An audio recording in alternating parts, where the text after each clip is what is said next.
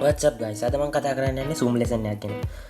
zoom lesson එක ගැන කිව්වට මේකෙන් කතා කරන්නේ ඔයාලට zoom lesson එකට සහභාගී වෙන ආකාරයවත් එහෙම නෙමෙයි.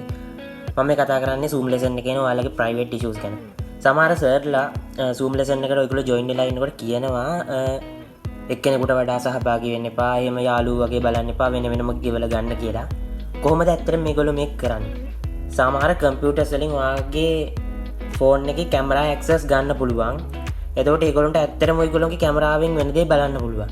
සහ සමහර යාළුවන්ටත් පුළුවන්. මේ වගේ ගොන් ආතල් සහ ඔයාලා zoom lesson එකේ join වෙනකොට නොදැනුවත් කමින් මයික්‍රොෆෝන් එක හරි කැම් එක හරි ඕන් වෙලා තිබුණොත් ඇත්තටම නෝන්ඩි වෙනවා. 1000 2000ක් වගේ ඉන්න පන්තියක එහෙම වුණාම ඇත්තටම හැමෝටම අවුල්. අපි මේ ඔයාට අනිවාර්යයෙන්ම මේක කරන්න iPhone එකක් තියෙන්න ඕන.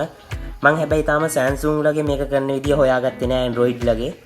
iPhone එකේ මේක කරන්න පුළුවන්. iPhone ගොඩක්ම security ගැන හිතන ෆෝන් එකක් නිසා iPhone එකේ මේක කරන්න පුළුවන්. ඔයා zoom lesson වලට join වෙන්නේ iPhone එකකින් නම් ඔයාලට zoom lesson එකේ කැමරා එකයි මයික්‍රොෆෝන් එකයි ෆෝන් එකෙන්ම access දෙන එක නවත්තන්න පුළුවන්. අපි යමු වීඩියෝ එකට.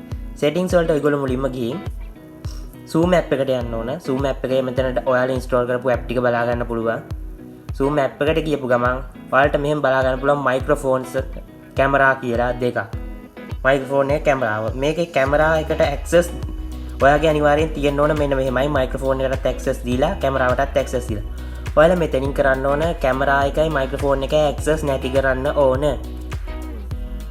ආයිත් බලා ගන්න මෙතන zoom එකට ගියාම මෙන්න මෙතන තියෙනවා මෙතනින් microphone එකේ කැමරාවයි access නැති කරලා මෙන්න මෙහෙම තියෙන්න ඕන.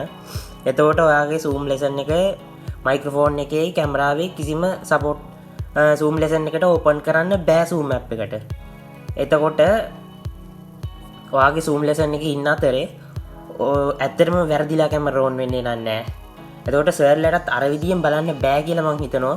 සමහර ක්‍රම තියෙනවා ඇත්තටම ඔයාට කැමරාව hack කරන්න බෑ.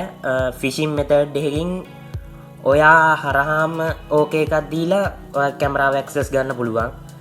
මහලොකුවට හැක් කිරීම කියන්නේ ඔය ෆිෂිං ක්‍රමය. ඒ කියන්නේ ඔයාගේ මතින් වෙන සුළු වැරද්දකින් තමයි ඒ දේෙන් වෙන්නේ. ඔයාලා ගොඩක් සැලකිලිමත් වෙන්න. මම මේ කියපු කරුණ ඇත්තටම ඔයාගේ අතින් වැරදිලා දන්නේ නැතුව මයික්‍රොෆෝන් එක ඕන් වෙලා තියෙනවා නම් ගොඩක් වැදගත්. පන්තිය නෝන්ඩි වෙන්නේ නැතුව චාටර් වෙන්නේ නැතුව ඉන්න ගොඩක් ලොකු උදව්වක් කියලා හිතනවා. මේ වගේ තව වීඩියෝ බලන්න ඕන නම් ඔයාලට මේ වගේ ප්‍රශ්න වෙන වීඩියෝ බලන්න ඕන නම් අනිවාර්යෙන්ම මගේ channel එක subscribe කරන්න ඕන.